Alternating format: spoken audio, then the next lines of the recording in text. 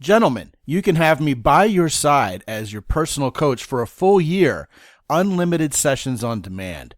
That's what laser coaching is all about. Check it out yourself at www.mountaintoppodcast.com/laser.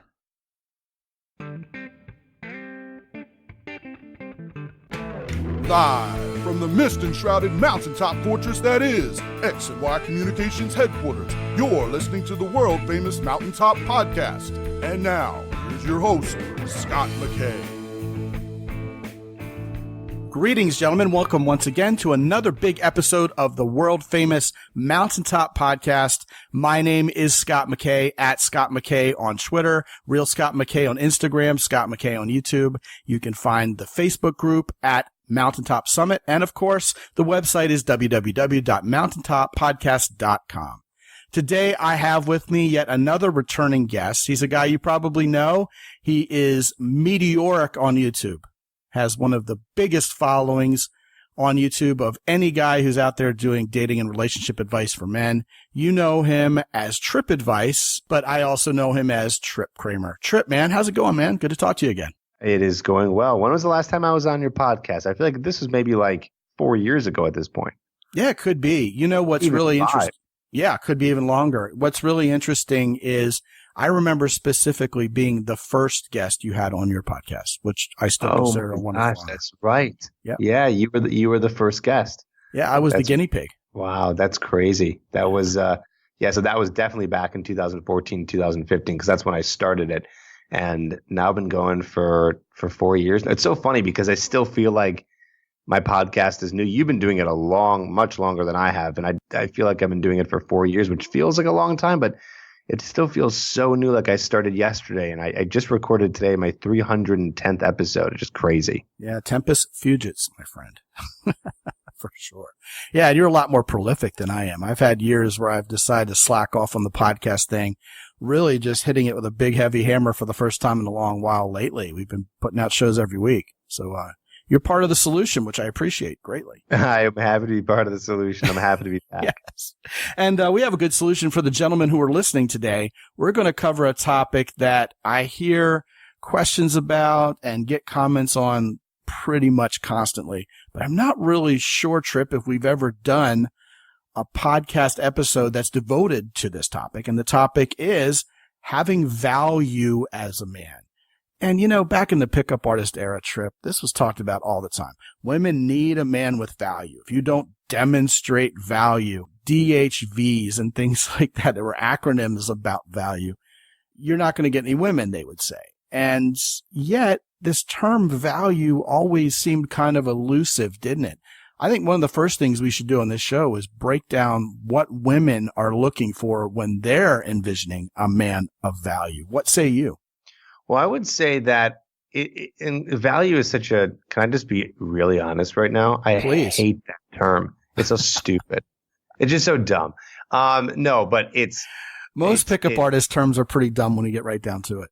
Yeah, it just – what it is I see it – I like to – let's be synonymous for a second. You know, let's just say value is what makes you a quality, attractive man. I don't know. What do you think? Do you think that would be synonymous with value? Like what makes you a quality, an attractive guy? Like what is it about you that would make a woman want to see you again? Bottom line. I'm going to answer that two ways. Bottom line is I agree with you wholeheartedly. Okay. Anybody who's been a fan of our work around here and has been listening to this podcast has heard me use the phrase high quality man infinitely more often than a man of value. You know, in terms of how I phrase it, the semantics used. Because anytime I hear someone talk about being a man who demonstrates value, invariably they're referring to you have money or you have fame or you have some kind of alpha power over other people. And usually it's not even something real. It's the illusion of that, which I find, you know, vomit worthy, cringe worthy in the same way you're probably thinking. So that's the first thing. From a bottom line perspective, yes, absolutely. I prefer that way of looking at things in terms of how are you going to successfully attract a woman as a man than by throwing out a bunch of pickup artist terms. But you know what? Something else came to mind. It just kind of popped into my head when you were talking about this idea of high quality versus quote unquote value.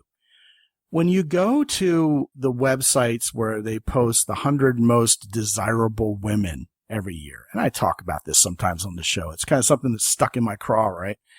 But they're never really valuable women per se. I mean, they may have money and they may have fame and they may be good looking to some, but these are women who are like drunks and get on Twitter and complain about everything or have been to rehab lately. I mean, is that really desirable? You know what I mean? So I think a lot of times when people are talking about value, they're having a very superficial outlook on everything. Wouldn't you think? Yeah, I think so. Because what do we talk about when we say value? What's the value of something? It's usually monetary value. That's the common thing in our society when we hear the word value. So I think that this podcast episode is probably clearing the confusion on what value means when they say valuable man or a valuable woman. It's not that he or she has money, but it's what can they bring to the table in terms of being attractive or an attractive partner. I like to kind of look at it as binary. You know, most men out there, they're looking for either casual relationships or they're looking for a monogamous relationship. Once in a while, you'll have someone who's doing some sort of polyamorous thing, but it's just so rare. So it's usually someone's just like, hey, I'm looking to play the field and just have sex. Or there's the other guy who's looking for, you know, to be in a relationship. And so we have these two different things. So it's about what makes you attractive in terms of being able to have either of those. Someone who's going to want to sleep with you or someone who's going to want to sleep with you and, of course, be in a relationship with you. And what does that look like? And so that's the stuff that I feel like, I mean, that's everything I'm always talking about on the podcast and on my YouTube channel, right? It's like all these things that make you an attractive man. And we were talking earlier about how it's not money, right? It's like not the money thing that most people think. And it's not, but in a way it can be. If it's not the money, it's what the money represents. Like, no, you don't have to be a rich guy to attract a quality girl, but you're not really a man. I'm just going to start using the word value here because that's what we're talking about. You're not going to be a man of value if you're just living in your parents' basement and you're 25 years old and up with nothing going on in your life, with not a dollar to your name. You're just not going to be attracting most women. Maybe to sleep with them if you're, you know, just going out and doing some pickup techniques or whatever it is, and you can kind of do that for like a one-night stand, sure. But if you want to actually date someone and you want it to work out, you're going to have to do something with your life. So it kind of brings me all to my first point is I feel one thing that attributes to a man of value is someone who's doing something with his life. And I want to be very clear here, as it doesn't have to be anything crazy. So you can be an accountant, you can be working at a digital marketing agency, maybe you're an artist of some sort, whatever it is, as long as you're doing something that you're really into, you're really passionate about, and you have some sort of purpose for your life, or you are strongly on the path to finding that purpose, that is step one, not necessarily that there's an order. So we'll just say this is one of the main things that I believe attributes to a man of value. He's doing something with his life. Sometimes that ends up you have a lot of money. Cool. Sometimes that means you're just making a mediocre salary. That's fine too. But it's going to be very attractive to a woman. A woman will find you valuable if you really enjoy what you're doing with your life. So that's my first point. Yeah, you know, several things there. First of all, going all the way back to a couple minutes ago, you were talking about men who want to have a relationship versus men who maybe want to play the field right now. Just to be crystal clear, you're not saying one of those men is valuable per se and the other one is not, right? You're simply drawing the distinction between those two lifestyles, with both of them circling back to you have to have value in the eyes of women no matter what, right? Correct. Both are fine. It's just one of those. Any guy who's listening is going to fall into one of those categories, and that's okay. Either way, you need to be an attractive man. You will need to be an attractive man. I'm not talking about physically. So again, we're using this word loosely here, not physically attractive, but overall attractive, synonymous with a man of value. Again, we're defining what all this is on this episode. Gotcha. In order to attract a woman for casual or for a relationship. Okay, crystal clear. So then you went on to talk about different ways men can represent value to women. You talk about the guy who's got his act together, for lack of a better way to put it. That pretty much succinctly says what you were talking about. He's got a job, he's got ambition, he's got a future, or he's got a plan to have that future. He's on that track. I think the latter works better for men who are, say, under 30 or under 35. You know, if you're in college and you're in medical school, all the girls your age are going to go, ooh, he's going to be a doctor someday. That doesn't work at all if you're 55 years old. You're swearing you're going to be a doctor someday, but you're still, you see what I mean. It's silly. All right. So you talked about you may or may not have a lot of money, but you have a job that you feel like you're born to do. You have purpose. That's the word we're looking for here, a man of purpose. And yet it's not cut and dried, is it? It's not a black and white issue. It's very subjective because let me give you two examples. Let's say you are the director of the world's largest porn studio. Okay. You know, a lot of women aren't going to see you as having a whole lot of value, but a lot of women who are very porn friendly will think you're amazing and they would love to have a guy like you. Right. That's true. Another example from the other side of the world would be, let's say you're never going to make any money because you've sworn your life to ministry to very poor people in Haiti. You're basically like my friend Daryl Fulp and his wife. They're the Mother Teresas of Guatemala. They're among the most amazing people I know. His wife absolutely adores him. But, they're not rolling in cash, dude. They're missionaries. But they're of the same mindset in terms of what's important in this life. So there is no greater hero who his wife Wanda could be hitched to than my friend Daryl. It's all about what does value mean to a particular woman. So, here we go, right? How does a guy make sure he's demonstrating value to the kind of woman he wants to attract in particular? That's a great question. Well, I'm about to make things confusing here. You're going to probably laugh. Oh, get so after what we're I'm not fragile. Ruin the show, man. What we're talking about here now is the other meaning of value, your values, right? Mm-hmm. I don't want to confuse anyone here. Now, there's something called values, what you value in life. Okay, I guess it is sort of similar here. It's the same word, man. It is the same word. That's the way the word was supposed to be defined. It wasn't supposed to be how much are you worth with your money by your name, as Deion Sanders would say. Every time they talk about me, they got my money by my name. Remember that quote from Deion Sanders? Is that value? I mean, it seems like, that's a little transactional. The whole idea of having values, plural. Do you want one value or you want multiple values? I think I'd like to have more than one. So preach it, brother. That wasn't a brick through the window at all. I think that's an incredible segue. Riff. Do it. Right. So you're going to see your life. You're going to value your life in a certain way, right? Whatever it is that you're doing. And you just gave those examples, right? People who are doing missionary work, another person who's maybe trying to create a business, another person who values maybe more adventure time and less work time. They just kind of use work as a way to make money to then do something else that they really love. So you as a person, and this is what's going to make you valuable. Now we're just getting freaking meta here, is what's going to make you valuable is knowing your values, understanding what they are, embodying them, living them. There's no right or wrong here. And you're going to naturally attract a woman who has those same values.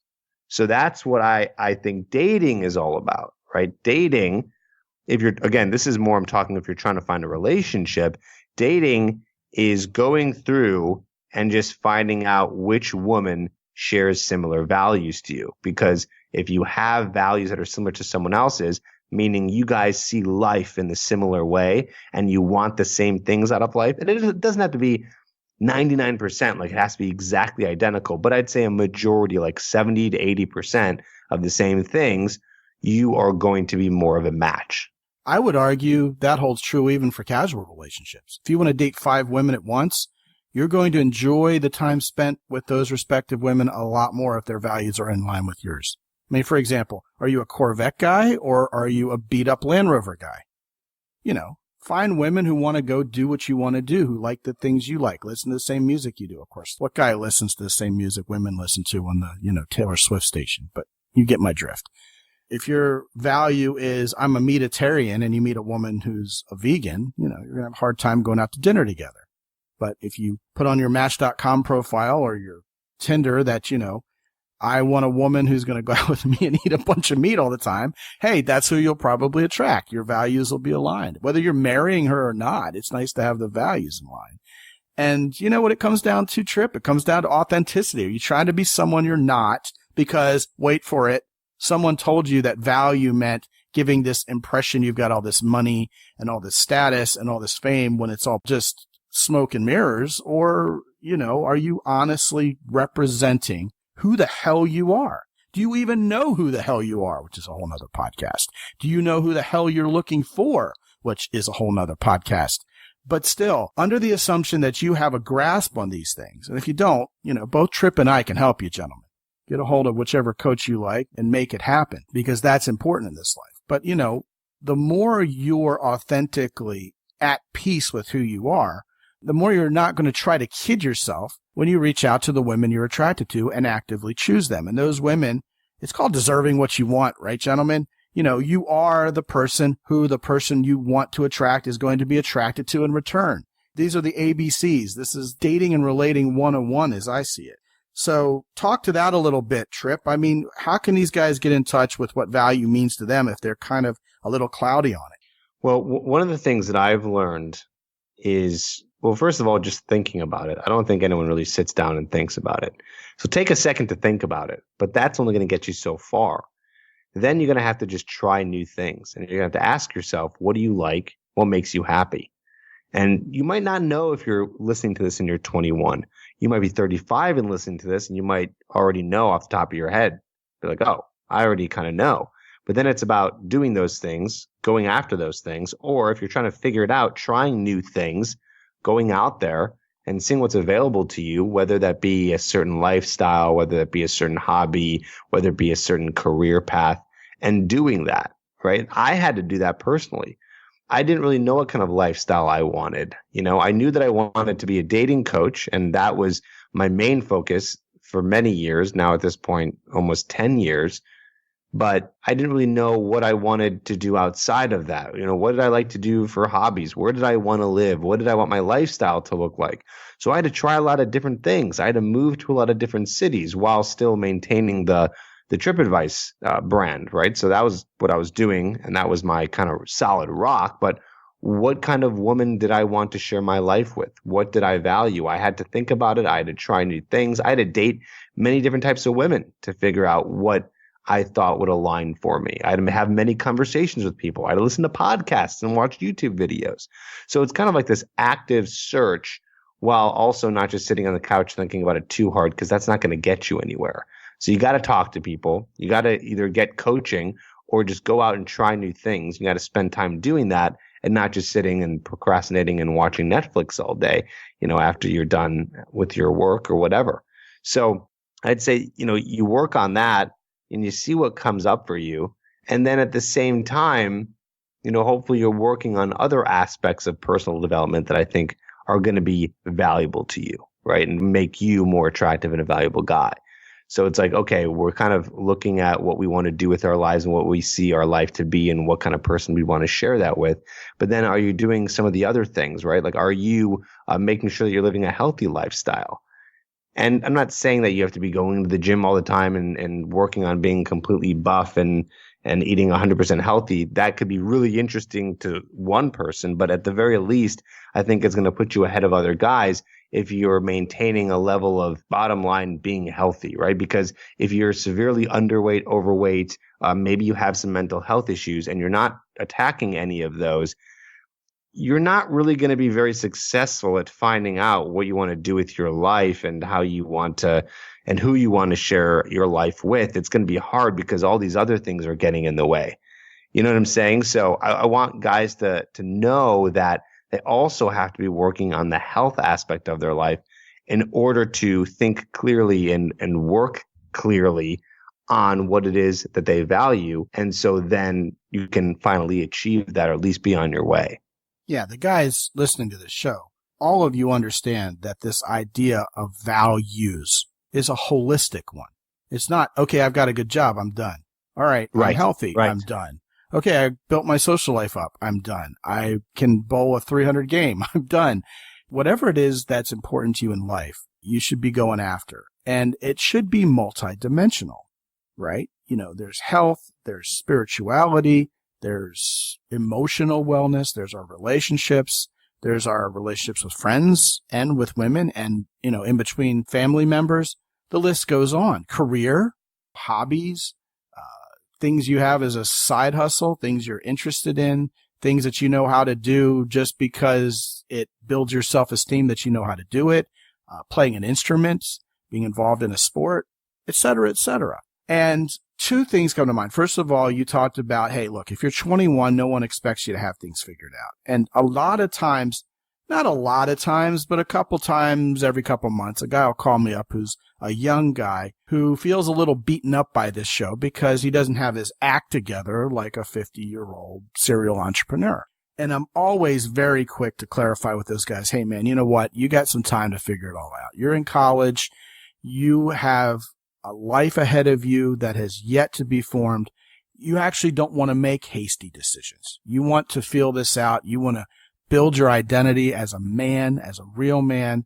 I mean, hell yeah, if you can bottle up and take a big old swig of all those things that make older men attractive to younger women, you're going to get all of the women your age. Okay. I mean, that is the truth. But, I'll have guys who are Annapolis cadets, West Point guys call me up and express this sort of sentiment. And the common denominator, Tripp, is that these guys are exactly the kind of guys who have their head together enough at their age that I'm fully confident they're going to get it sorted out. It's the guys who don't really feel the need to get it sorted out. Hey, you know what? I'm just going to live with my mommy in the basement for as long as I can get away with it because that's the easy button. I don't have to do anything. And what that brings us to is this pandemic societal cancer, frankly. I'm going to go ahead and use an extreme term like that. This societal cancer where people think they deserve stuff by default.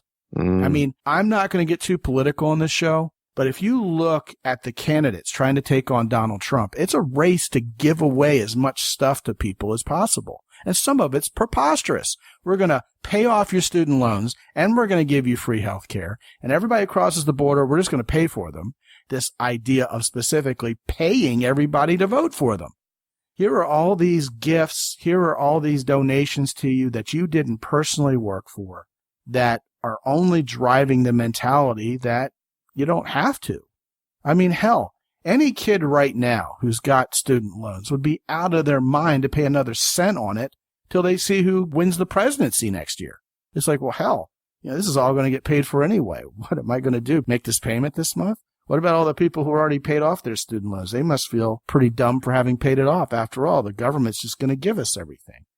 People who have value aren't paying any attention to that, okay? I'll give you a real-world example. When we went to Nicaragua several years ago, our tour guide told us that Daniel Ortega made a campaign promise when he was running to return as president of Nicaragua, that he would give everybody $30. I'll give you $30 if you vote for me. And he won in a landslide. That's how inexpensively everybody was bought down there. $30. So if you're waiting around for a handout, if you're depending on someone else to pay your way, by definition, you haven't figured out value yet. And yes, this is about money at this point. If you need someone to support you, if you're hoping someone will support you, hell, my wife Emily would go out on dates and these guys would figure out based on her match profile how much money she was making. She was doing very well as a salesperson. And they would think, yeah, I just won the lottery. I got me a sugar mama. And it was disgusting to her because, women want a man who's a leader. Women want a man who has a plan, who has some ambition. And yet we're experiencing this cancerous epidemic of men in this country who admittedly have been told their masculinity doesn't even matter anymore anyway, and are given nothing to replace it with but beta weakness. So in a way, you can't blame them. But by sitting around waiting to be spoon-fed and not really thinking it's all that important to do anything with my life, they're certainly not making themselves any more attractive to the high-quality women they think, because they've been told by the pickup artist movement, that they already deserve, right? Right. But of course, you need to be the one to be able to go out there and actually do it for yourself. Absolutely. And I don't know why that isn't obvious to so many more people.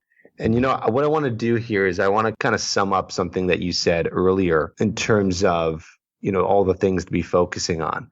Something that I talk about a lot is breaking it down into really 5 categories. I just want to simplify it for the guys out there because they probably heard so much stuff, right? So I like to simplify it into wealth, health, appearance, and lifestyle.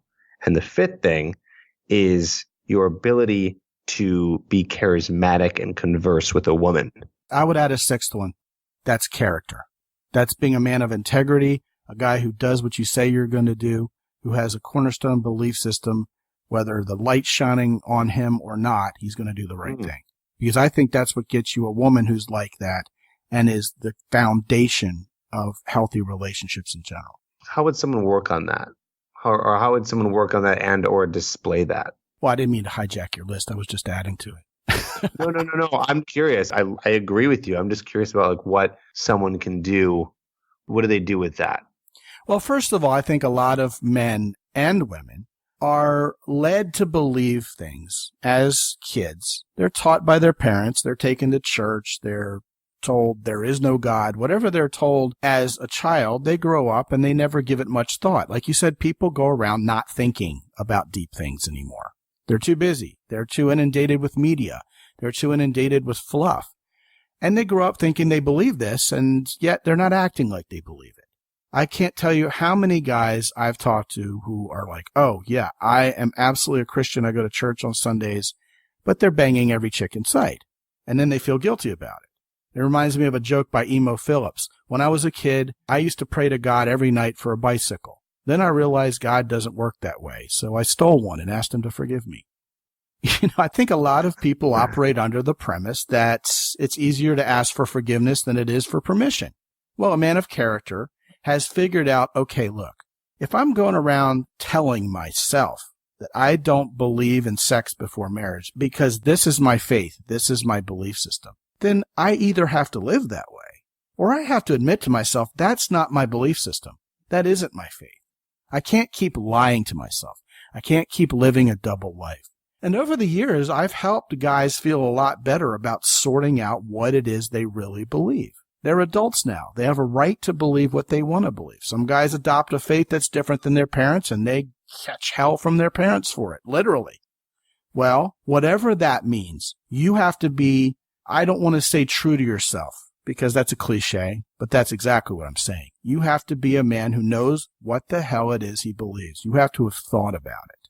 All these people on Twitter who are falling in line with one political side or the other without asking why my side believes that, or do I really believe what I'm being told? Just going along with the flow. You're being beta. You're being a follower. You're not being a leader if you're like that. And we all know that those are the opposite traits to what women are really attracted to. Women want men who think for themselves, have a plan, have ambition, and who lead. It's fundamental. Yet, it's so much easier to be lazy, isn't it? And if you're lazy with the very foundation of who the hell you are and you haven't even thought about it, then you can't expect much to trickle up from that. Not the wealth, not the social life, not the amazing women, none of it, because you haven't figured out who the hell you are. Now, how do you do that? You spend some time with yourself. You, first of all, recognize the freedom you have to think for yourself. You don't have to believe something just because someone told you to believe it. But if you decide you believe it, you better be able to cash the checks you're writing, so to speak. You got to make sure that if you believe this stuff, then your lifestyle will reflect it. It's got to be the lifestyle you want to reflect. If you don't feel like reflecting a lifestyle where you're not going to sleep with any women until you're married to them, you need to change what you believe. And you know what? That's okay. As long as you're congruent, as long as your belief systems match up and you don't have anything that's in steep contradiction to itself, you're going to be fine. And that's something that you can work through with a mentor, which brings us full circle to why coaching is important.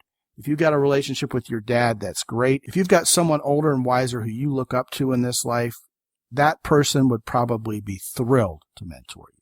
And at the very least, Get in a group of like-minded guys, preferably offline in real life, and figure this out with other human beings who you respect, other men, other people who are going to give you wisdom, not help perpetuate your foolishness, not people who will let you sit there in the dark, pampering yourself into mediocrity, as a famous preacher once said. You've got to deserve what you want, and that means figuring it out. And once you have that cornerstone belief system in place, all these other things you're talking about on your list become a lot easier to think about. They may not be a lot easier to attain because, yes, real work, real blood, sweat, and tears is involved. But at least you have the foundation of that house built. I like that. Well said. Well, you asked, and I've thought about this a lot. This is something I do give a lot of thought to. And a lot of guys come to me with that very quandary going on in their life. Lots of young guys. And indeed, lots of guys who are in their mid-30s, 40s, even 50s haven't figured that stuff out yet. But there's a freedom in figuring it out. All of a sudden, you aren't owned by anybody else. You're your own man. You figured out what you believe, and you figured out that the lifestyle you live feels pretty damn good when you're doing what you believe in and you're not lying to yourself, because then it's a lot easier not to lie to other people too. Remember the guy we talked about earlier who shows up for a date trying to impress a woman with how much money and fame and stuff he has when he has none? There's no longer any need for that. A lot of it's maturity. A lot of it is growing up. That's a big part of it. Anyway, let's get back to your list because, I think everything on your list was valid, and I think it definitely springs up from what we just discussed about character. So go ahead and delineate those, man. They're important points. Yeah, totally. And I think character is like I wouldn't even put it, if I were to make the list, which I did, I would put that as the overarching theme. It's like character is something that you should have in terms of, I like to see it as the golden rule: treat others how you want to be treated, live with integrity. It's like that should be like the core. Well, I think that's fair. I think that's absolutely how it should be. But unfortunately nowadays, it's not like that. That's why I would add it in with the list, just to make sure it gets talked about and thought about. Oh, totally. Yeah. It has to be reminded 100%. And I'm saying that that's something you kind of work on in the background. And then the other part that you work on in the background that you should always be working on is your wealth, health, lifestyle, and appearance. You should always be working on your wealth in terms of you should be building more wealth. It doesn't matter what you're doing with your work. You should be doing the correct things with your money so you don't become broke. That's wealth. Health is you should always be striving to be healthier so you can have more energy, so you can feel healthier, so you can live longer. Then there's lifestyle, which is your hobbies, your friends, those are things that you should be doing outside of your work, and doing that because that's ultimately going to be making you happier in the long run, because you need to be socializing and you need to be in a good environment, and you need to be doing hobbies so you can just have a well-balanced lifestyle. And then appearance is you should always optimize your appearance. So, whatever you're doing, you should always try to look your best, because women are still attracted to physical traits. Okay, so you should always be dressing your best. You should always be, making sure you have the right haircut that matches with your face shape. You should be, working out, eating healthy so you maintain a healthy figure. So it's like all these things I just listed in the past 2 minutes. Those are things you should always be working on in the background. I actually talk about this a lot in my book, Magnetic, is I say you got to be working on those things in the background, as well as, I like this new edition of your character. And then also, the fifth one is working on, well, how does conversing with women work? How do you, break through the shyness of going over to a woman and saying hello and having interesting conversation and working a room and being able to convey that you're an interesting person who does interesting things, who loves your life, but do it without bragging. This is what charisma is. Someone who's charismatic is someone who gets devotion from others. So people respect you, right? So it's working on this as a whole. And then when you combine all this, you're a force to be reckoned with. It's pretty crazy. And it's just simple. Most guys don't do any of that stuff. They just go to work and they come home and they go to bed, and then they live that lifestyle and they wonder, well, why isn't anything working for me? Because you're not doing anything. But if you just do the things that we broke down here and work on that, you are going to start to become a very valuable person, because you have a life. You're doing something with your life, and you're not just working on a few things. I can imagine a lot of guys maybe listening to this podcast and my podcast as well are just, working on, okay, how do I meet women? And then also just doing their job or doing their schoolwork. Whereas if you want to become a well-rounded person and a valuable person, like Scott, you said, you got to have the holistic approach, working on all these little things. And it doesn't have to be overwhelming. It's crazy how much little things you could do to make such a big difference in all these different areas, but consistently working on it and never thinking that it's ever going to stop. Like your whole life should be dedicated to personal development. So you can always be a better version of yourself every single year. And the rewards from that will be so great because you're going to be happier. You're going to be more fulfilled. You're going to be getting the things that you want out of life. And you're going to be achieving goals. All this together is going to build your self-esteem. So you're just going to love yourself so much because you're actually doing something. So everything right there, that's what I would say is value. Brilliant. And based on what you said, if you're the whole package, how can you possibly not be valuable in the truest sense of the word, right? Right. Exactly. Now you mentioned charisma and respect. And I think that brought a whole new angle to this conversation. And it's how others are perceiving you. A lot of macho guys are going around saying, I don't care what people think of me. Yeah, well, if you don't care what other people think of you, you're not going to have a lot of friends, you're not going to have a whole lot of influence, and you're not going to have a whole lot of success. I think what guys are trying to say is I'm not going to let the random opinions of other people influence my core belief system, my integrity, and my values. Aha. That's what guys should really mean when they go around blurting, I don't care what people think of me. But a lot of times, unfortunately, I've seen a lot of guys misinterpret the true meaning of that statement, kind of twist it around and kind of treat it like, screw you. I don't care about you. And that's not so good because you need other people in this world to help drive your success. None of us live in a vacuum. You're going to need the woman of your dreams to be attracted to you. What, you don't care what your future wife or the next girlfriend you have long term or even the woman you're going out with on Saturday night even thinks of you? Come on, stop kidding yourself. You're only kidding yourself. Of course you care. Respect means people know your value. How's that for a definition of respect? When people don't value you, when you're a triviality to them, they trivialize your very presence.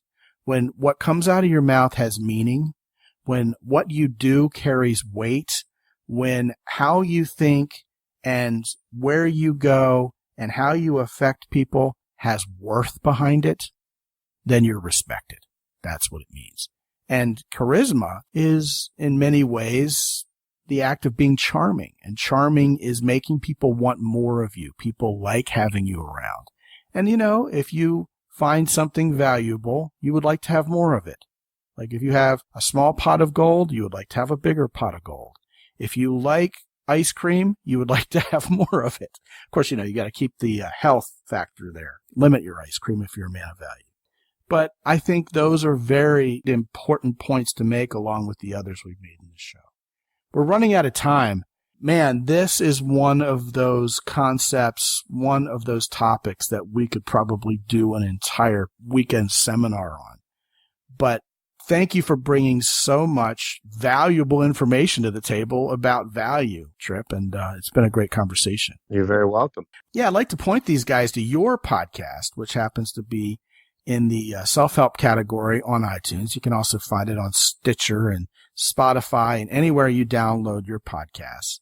And what I'm going to do is I'm going to give you the link directly to that podcast by going to www.mountaintoppodcast.com/Tripp-Advice, TRIPPADVICE. And it's called the How to Talk to Girls podcast, and it has a nice teal cover with easy to read letters on it, which we value around here ourselves. By the way, you guys who are starting a podcast, that's one of the golden rules that a lot of people overlook. When you're on iTunes, your little icon for your podcast is going to be so tiny that having large letters that are easy to read so that we can see the title of your podcast is huge. Just a huge way to advance your podcast. Anyway, the How to Talk to Girls podcast is on iTunes. I've been a guest on that podcast. It's very, very well produced. You can also go to Tripp's Tripp-Advice YouTube channel, and you can marvel at the hundreds of thousands of subscribers he has and perhaps become one yourself. And like I said, Tripp, great conversation, one that was long overdue, Yes, I'm glad we had it.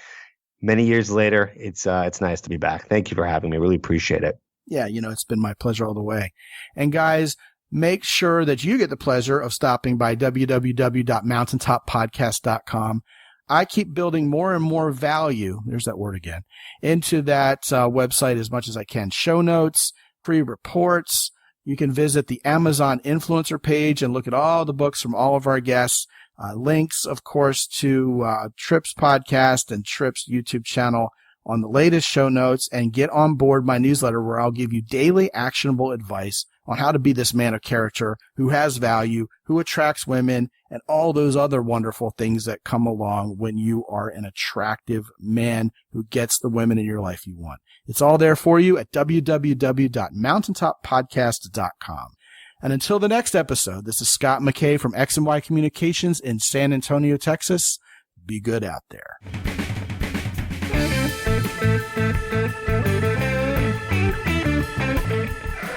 The Mountaintop Podcast is produced by X&Y Communications. All rights reserved worldwide. Be sure to visit www.mountaintoppodcast.com for show notes. And while you're there, sign up for the free X&Y Communications newsletter for men. This is Ed Roy Odom speaking for the Mountaintop Podcast.